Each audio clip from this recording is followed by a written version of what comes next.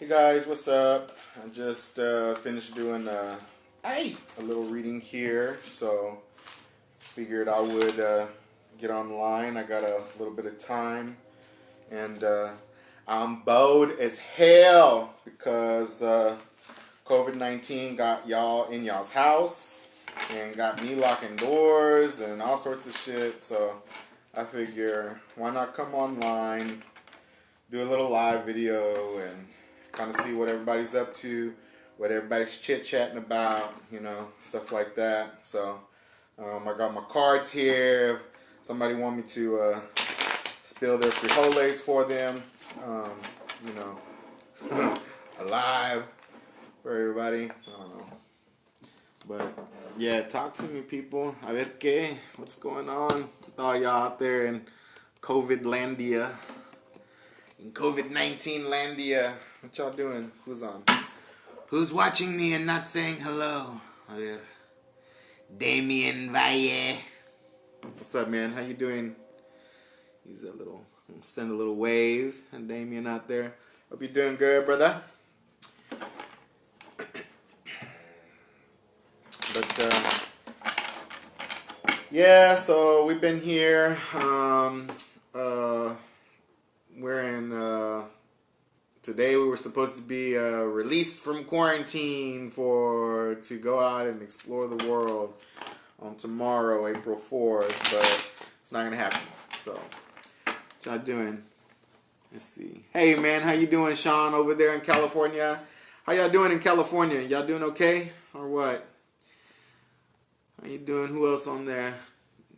Mark. And yeah, I can give you a card. Let's see. Oh yeah.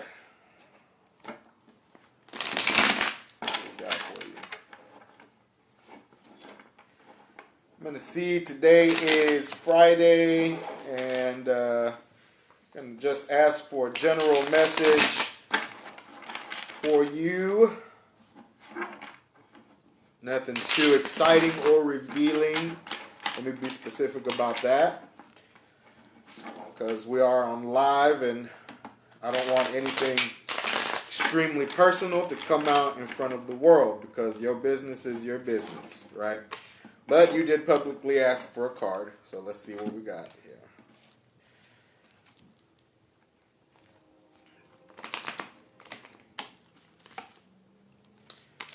Oh, we got the Emperor. All right. So the Emperor right now for you means to take a look, survey what you have in front of you.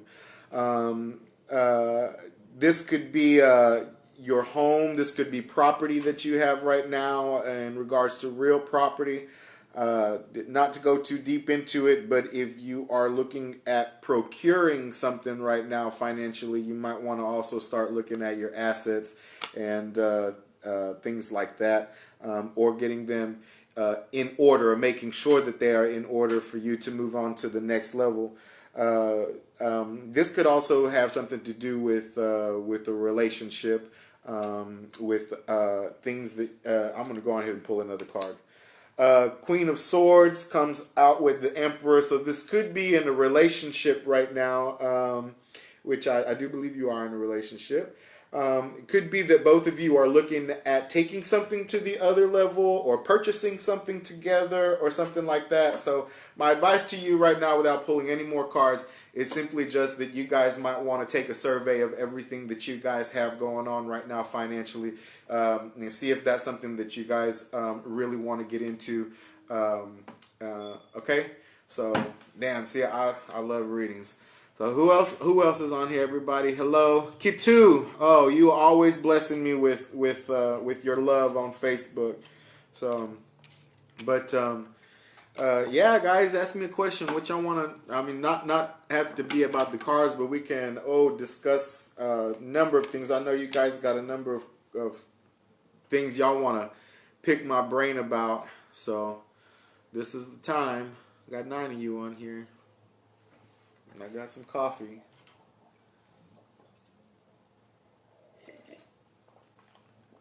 I don't know what to talk about. Gaudencio. Soy tu fans. Yeah, si eres mi fans, güey.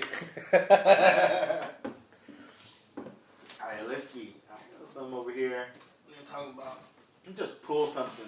Bloop. Let's see what kind of curriculum I got sitting here. Ooh, art of spiritual cleansing. Oh, let's talk about spiritual cleansing. Voy a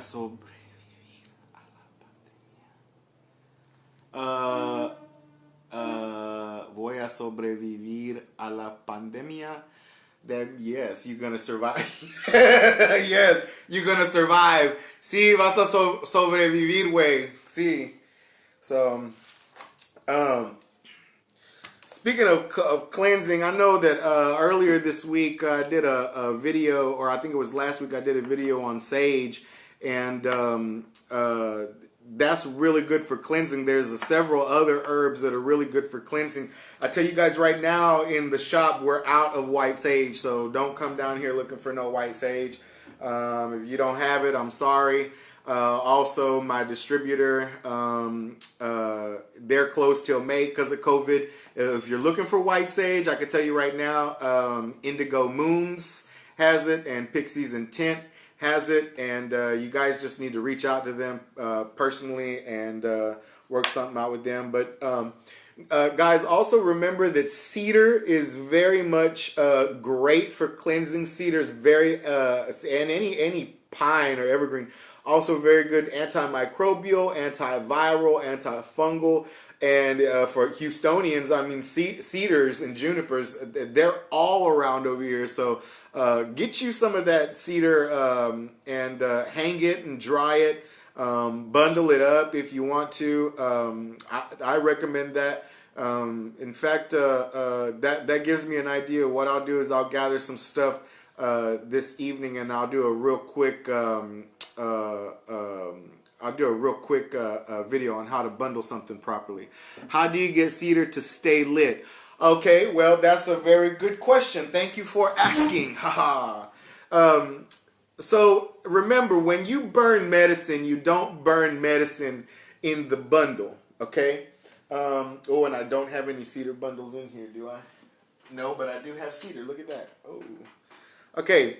So how do you get, when you get your cedar, of course, remember guys, you're gonna break stuff up, right? So you're gonna break it up, chop it up and whatnot. And really how you want to burn that cedar is you want to put that cedar on a coal, or you want to create a little smolder. Cedar is very rich in oil, so you're right, it doesn't stay lit and it doesn't burn. So like I said, you might want to take like about 3 or 4 leaves of sage. Okay, actually, let me show you because I got it all right here.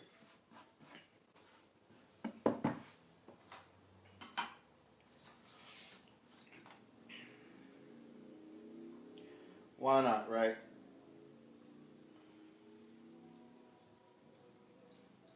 All right. So, get you a shell, any kind of shell, something to hold it in. Get you a couple of sage leaves, okay? And get your hair out of the way so you don't set yourself on fire. You're going to break those up a little bit.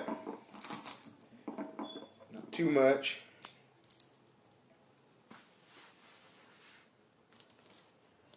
Me lighter. See, hold up a little bit, guys.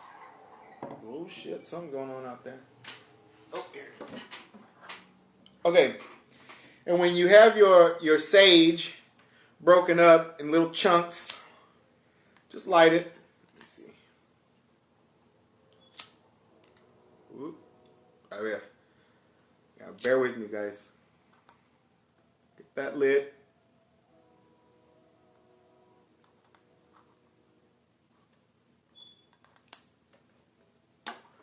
And let it burn. Y'all see that? Let it burn like a little campfire. See that? That's your goal, like a little campfire.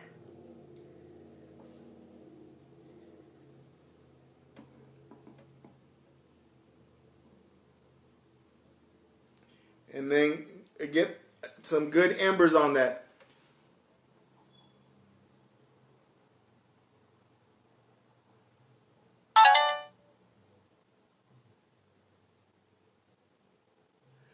Get it nice like that. Okay? And then break your cedar up.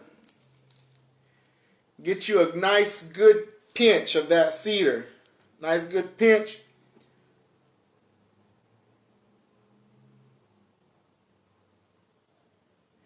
And as you blow and get that ember nice and hot, you put that cedar on there. Like this, watch.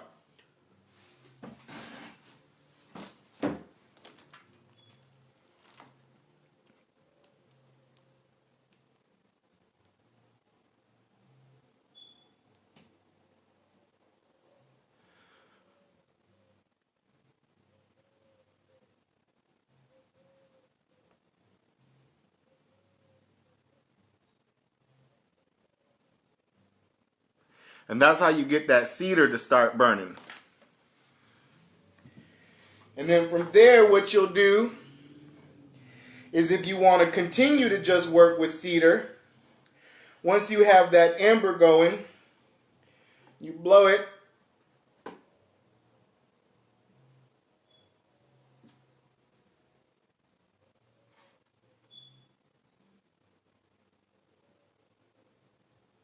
You'll continue to add the cedar to it. The cedar must be finer than the sage. In other words, it must be ground up smaller than the sage. Okay?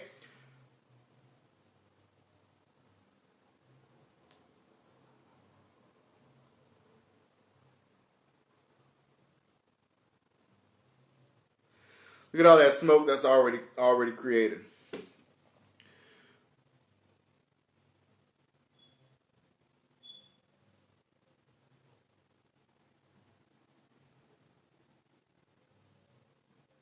And you get it going like that, and then it will smolder. The key word there is not smolder. Well, I guess smolder, but like it's lit just like that. It's just smoking, and that's where you want it. You want to make sure though that it have that ember with it.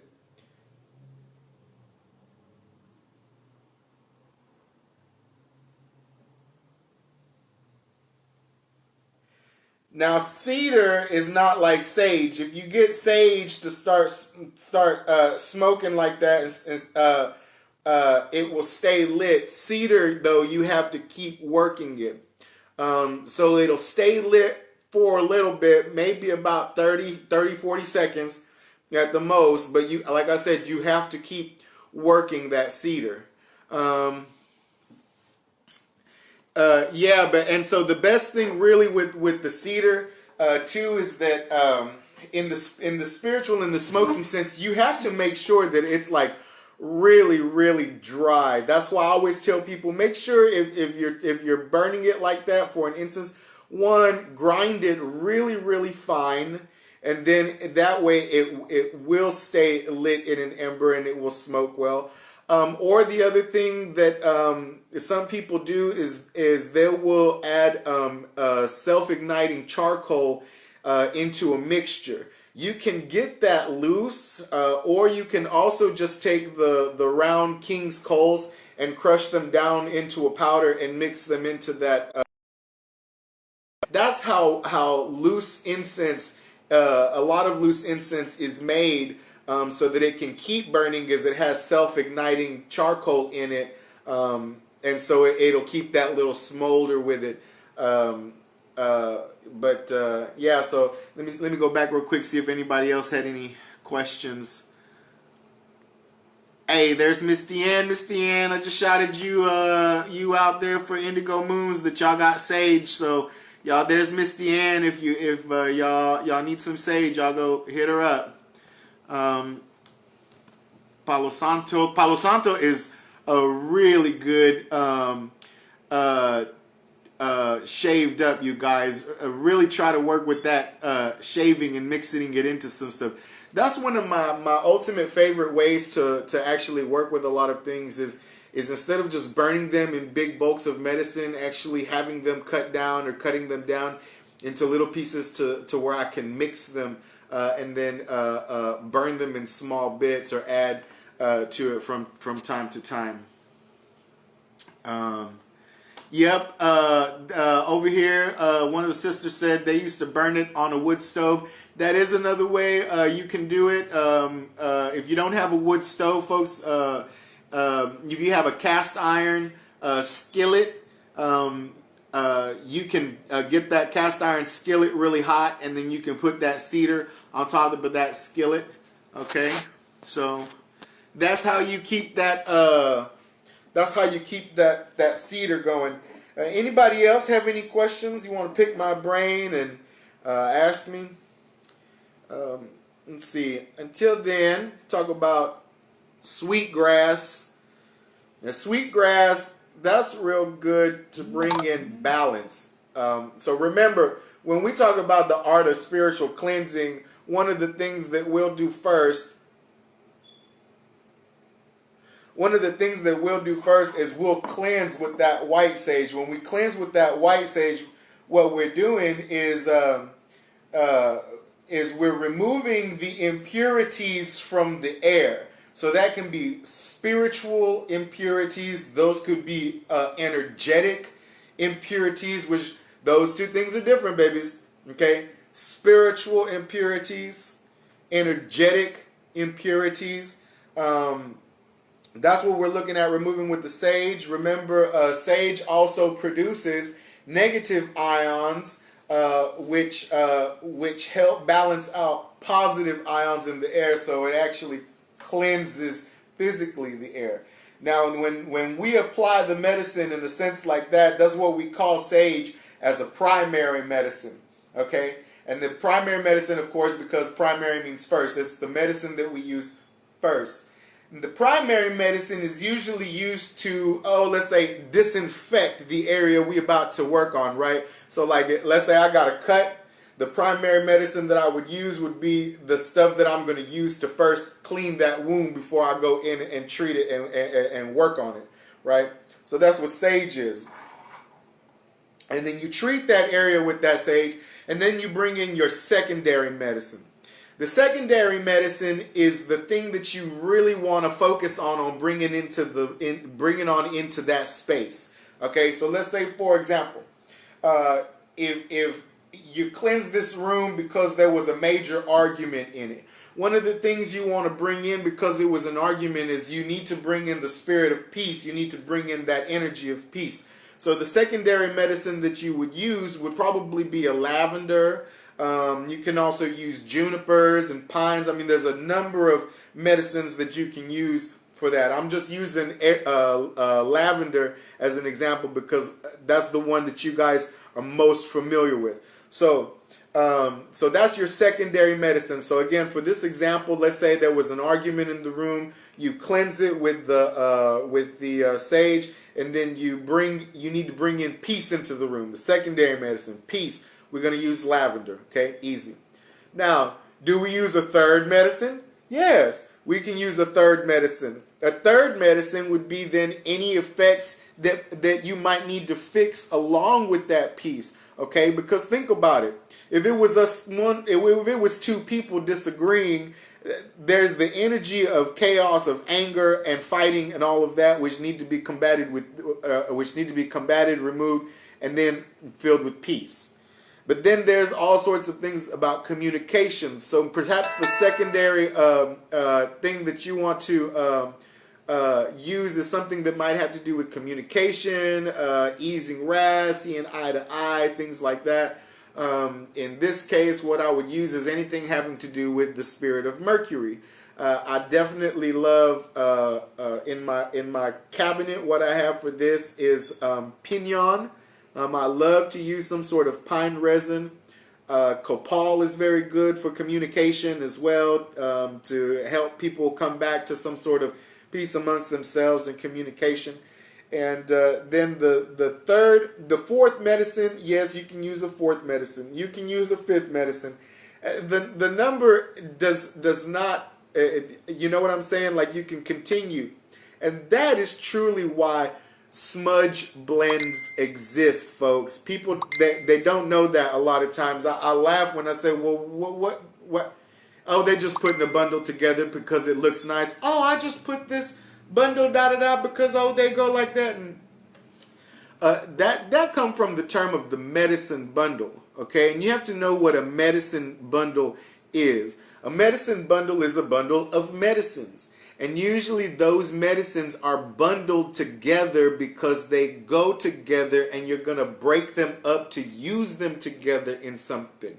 That together could be a smudge that you're lighting to cleanse the air. That together could also be a tincture or something, or a tea that you're brewing to consume.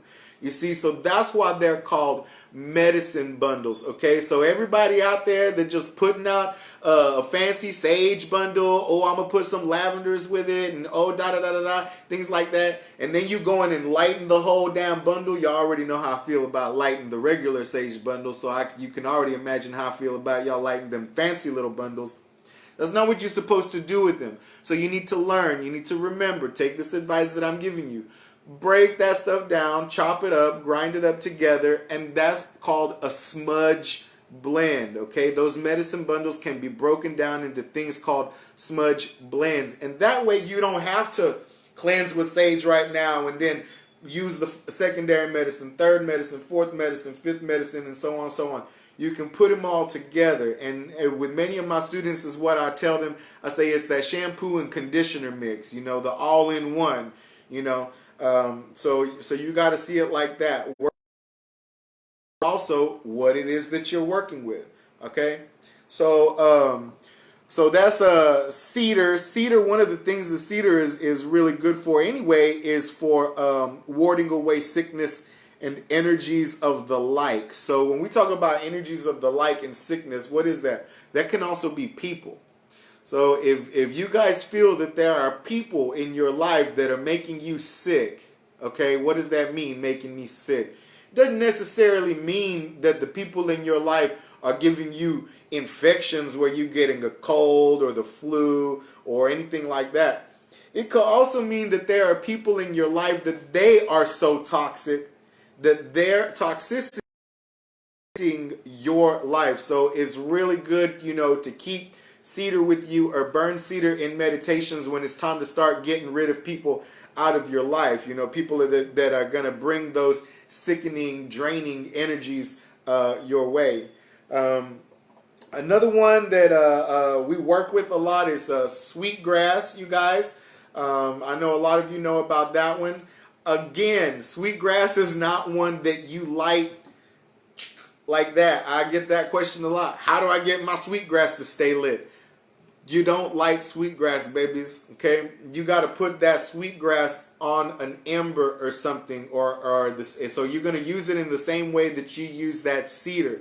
The sweetgrass is not designed to be a smoking medicine like the sage is. You know, you get a lot of plume of smoke from the sage. I know a lot of you trying to get that plume of smoke. It makes you feel some kind of way because it's a lot of smoke. Well, baby, if you want a lot of smoke, you need to smoke a blunt, okay? And you get a lot of smoke out of that, okay? When you're working with these medicines, you're not going to get a lot of smoke. So don't get that mixed up, okay? So that's something you have got to learn. Sage, it smokes a lot, okay? Just naturally.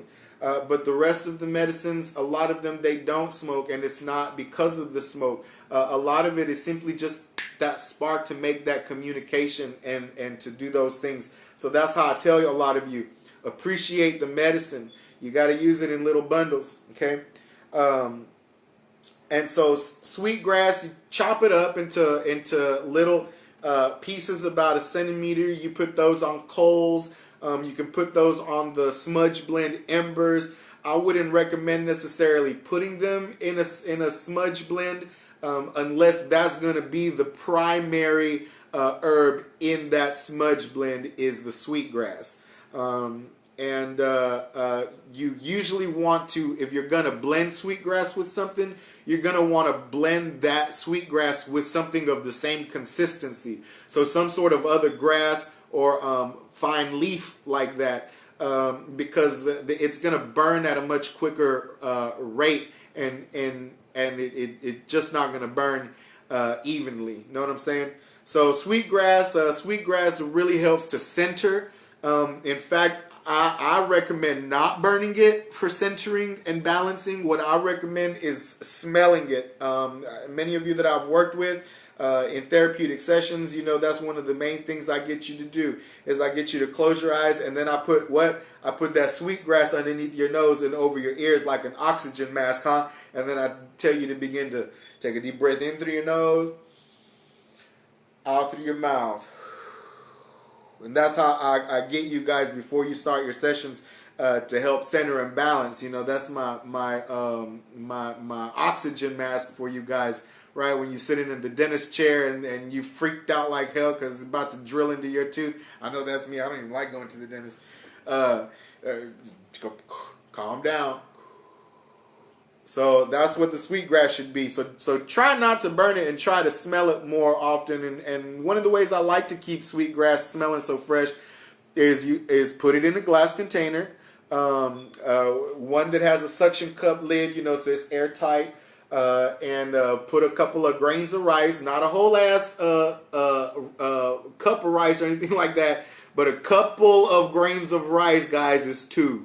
Okay, probably put a few. Okay, that's 3.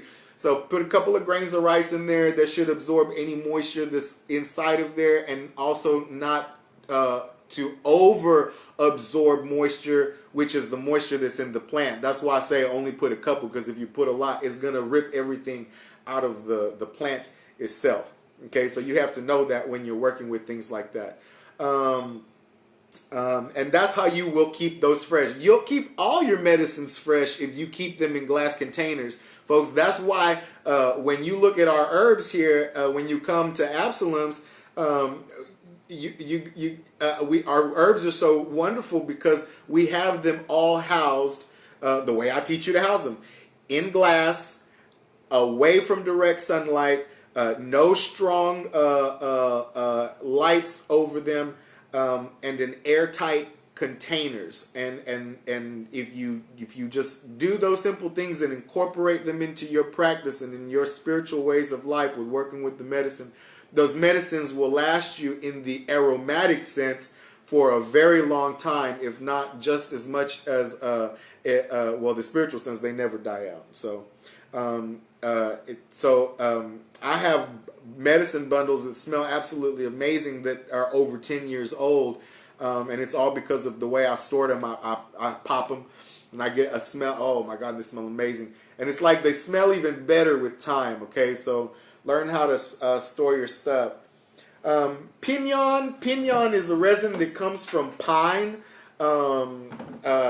Pine resin, we have several pine trees around here, guys. You guys can go collect that pine sap off of them, and when you collect that pine sap, what you want to do is you want to begin to roll that pine sap into a ball. It's real sticky, so if you want, put it on some wax paper, put it in the refrigerator, get it to solidify a little bit, and you want to work that pine resin, like I said, into a ball. And really what you want to do is work it into little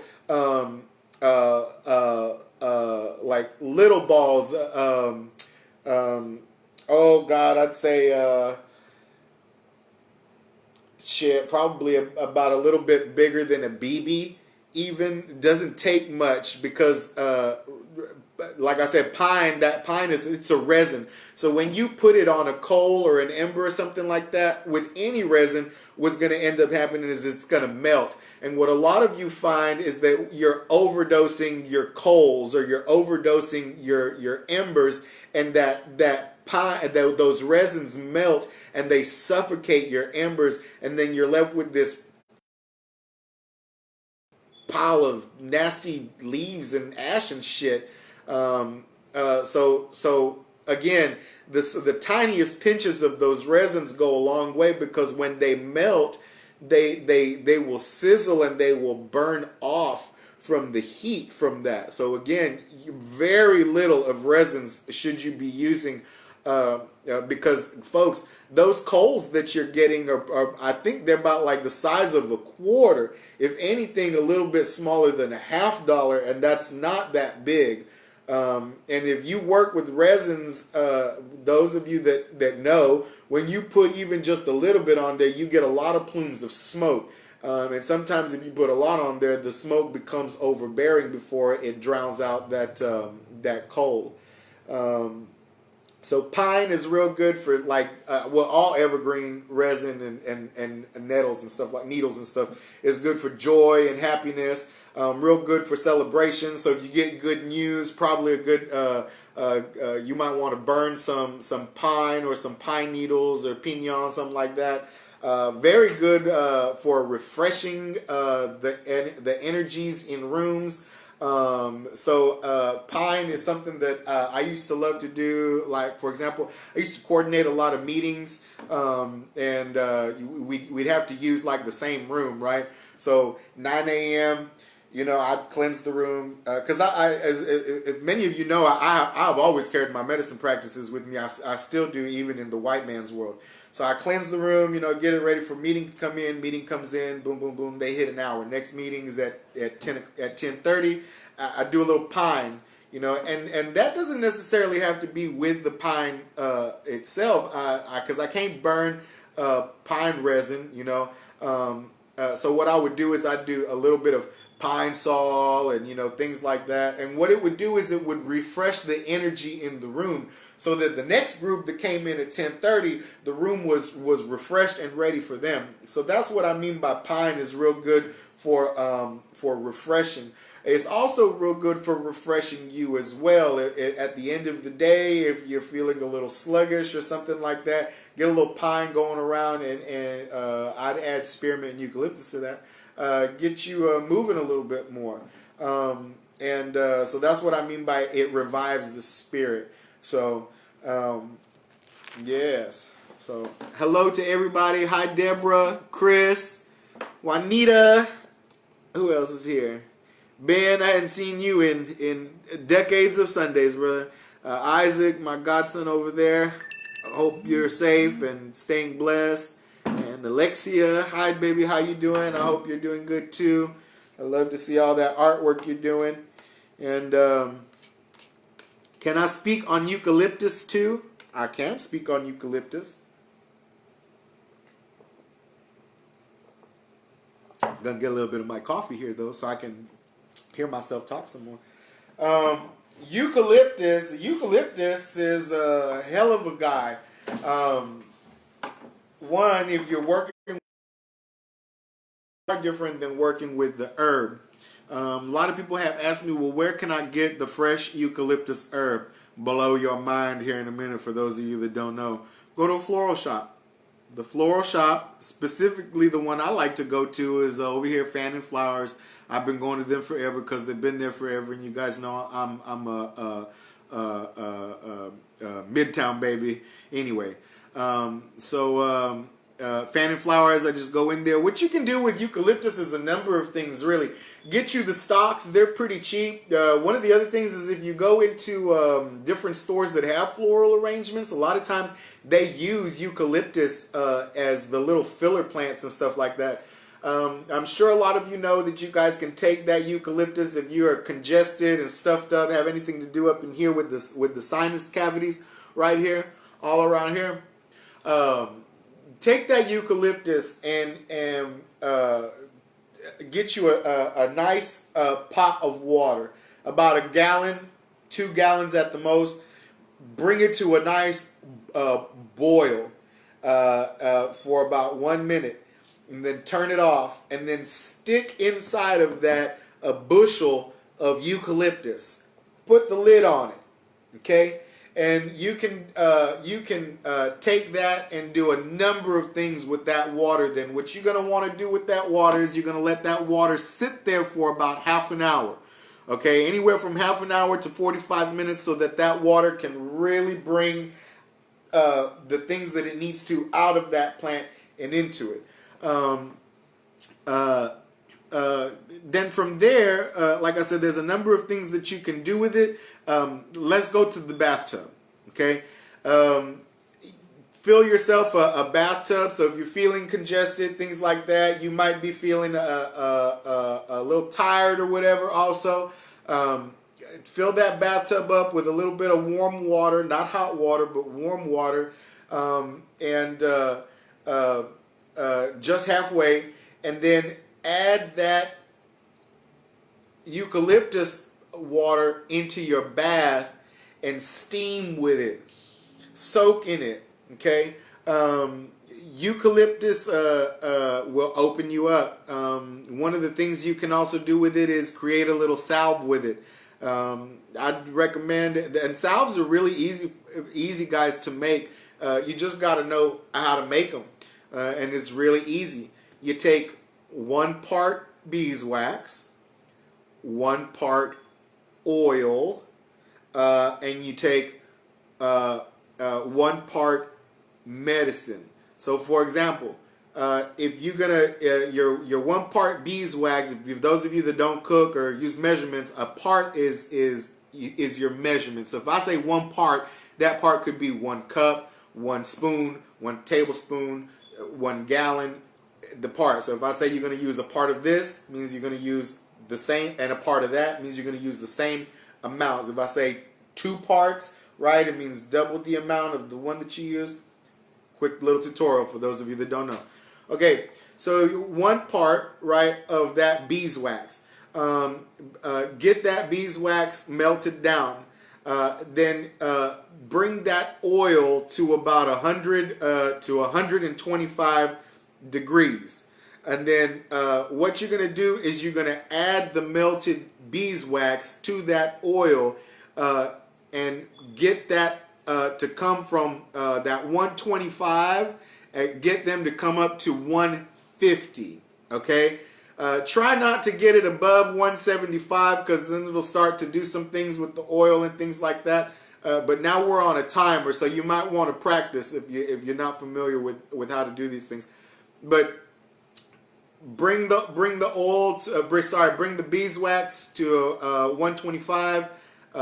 Or excuse me, bring the oil to 125, add the beeswax, bring them both together to 150, no more than 175. At that time, when you bring them to 150, what you're going to do then at that time is you're going to add the third oil or that medicine, right? So I say oil or medicine in 1 parts. That goes for herb or for dry leaf. You're not going to use that 1 part. So in this one, I'm going to get particularly specific in a recipe when you start working with essential oils, because that's very different than working with dry leaf in a salve. So if I say 1 part oil, 1 part beeswax, 1 part medicine, those are going to, last third part of that medicine is going to be a dry herb. So let's say we're working with mint, right? So that means a cup of beeswax, a cup of oil, a cup of mint. Mix your stuff together, get it nice and hot, bring it to 150, and then at that point you're going to mix your dry mint into that mixture. You have your containers, some sort of plastic or something is good, and you're going to pour. And when you pour, it's going to be a liquid, and what's going to happen is that liquid is going to then solidify, and that's your salve, and you can apply that salve. So let's talk about a real good salve, something that you can put around this area, right, that we were talking about with eucalyptus. In that case, you would take, we're going to make a cup, okay, of a salve. So you can put it in your medicine cabinet and have it there because salves last forever. So take you a 1/2 cup of beeswax, a 1/2 cup of grapeseed oil or coconut oil. Coconut oil is better because the way it solidifies, it makes a harder salve. Just know that. And the harder you want the salve to be, the more beeswax you add to it. So a 1/2 cup of beeswax, a 1/2 cup of grapeseed oil or coconut seed oil. And then because you're working with eucalyptus and anything else from that mentha family, from rosemary and all that, you have to work very small amounts with those because they are very strong. So in that cup of mixture, what we're going to add is about 1 to 2 tablespoons of eucalyptus oil. It depends on the grade of eucalyptus oil. And those of you that work with oils know what I'm talking about. You can smell 100% essential eucalyptus oil. It smells one way. You can smell another 100% eucalyptus oil. It smells a completely different way, if not even stronger sometimes, you know. So you have to know what you're working with. If that eucalyptus oil, when you open that bottle and it puts you on your ass, you're going to use less. Okay, if it's smooth and aromatic to the flavor and it's easy for you to breathe, then you're going to use more. Okay, and that's what you want to learn in the portioning of those salves with essential oils, especially when it comes to those mints. Because remember, one of the things that you're going to be doing is that you're gonna be able to, with salves, put that on the skin. So if you need to with eucalyptus to help open up those cavity areas right there, you put that on that nose and dab in there, like you kind of getting that little morning booger right there. Yeah, sorry folks, how nice to be. I'm putting my salve in my nose to open up my sinuses so I can get the boogers later. No, I'm kidding. So that's the importance of that. And folks, I'm gonna tell you something. If you put something on your skin and it's oil based or fatty based, like a salve or something, and it starts to burn you, don't put no cream or nothing on it. You need to go to the sink, get you some Dawn or Dial or something, a soap, to a degreaser, something to start getting that oil off and drying your skin, because that's how you help relieve that type of chemical burn. That's a chemical burn on you.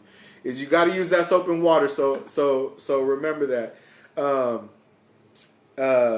Eucalyptus. So that's eucalyptus. When it comes to the teas, babies, you should be using about half a teaspoon to a cup of water. You're gonna bring that cup to what they call a light boil, or it's where you see that the little bubbles forming on the side of the pot and at the bottom, but they're not ballooning all the way up.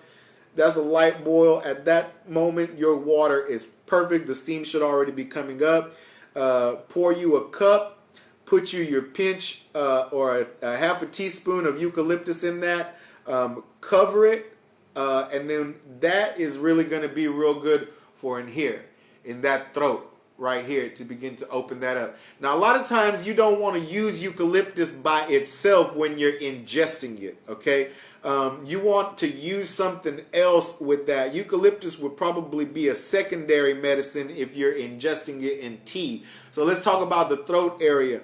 If you happen to have a sore throat or something like that, you got a lot of mucus going on in here, right? You got a lot of mucus buildup, you're trying to get it out, stuff like that.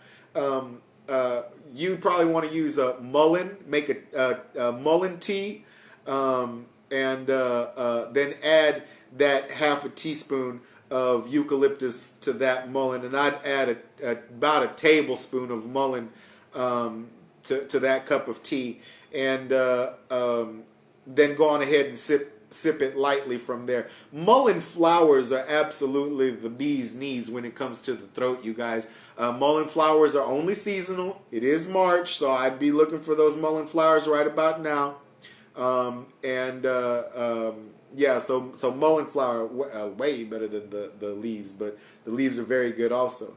So, hey baby, Miss Ikeen Valan, I'm missing y'all, baby. I'm hoping that y'all staying well. Oh, ginger and honey. Oh, yes. Ginger and honey is very good.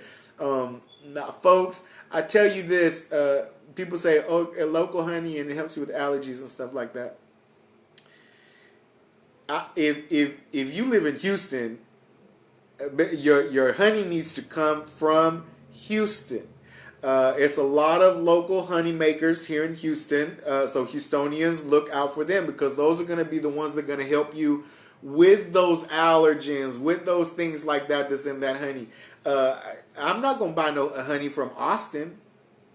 Why? That's not local. Baby, that's 3 hours away. That's not... that in Austin got a whole different environment than people here in Houston. Okay, so when it talks about local, that you got to buy local honey, that means just that, local. So remember that Houston, there's some a lot of beautiful hive keepers and honey makers here in Houston. Oh God, I cannot remember the dude that oh man, and I love getting that cream honey from him for my coffee. I'll post a link later if anybody knows who I'm talking about. He's always at the Thorn and Moon Market. Real fun guy named Ken. So let's see. What else we talking about? That was eucalyptus. What else? Who else wants to ask a question? Oh no, ya se acabó el tiempo. Too bad, you're out of time.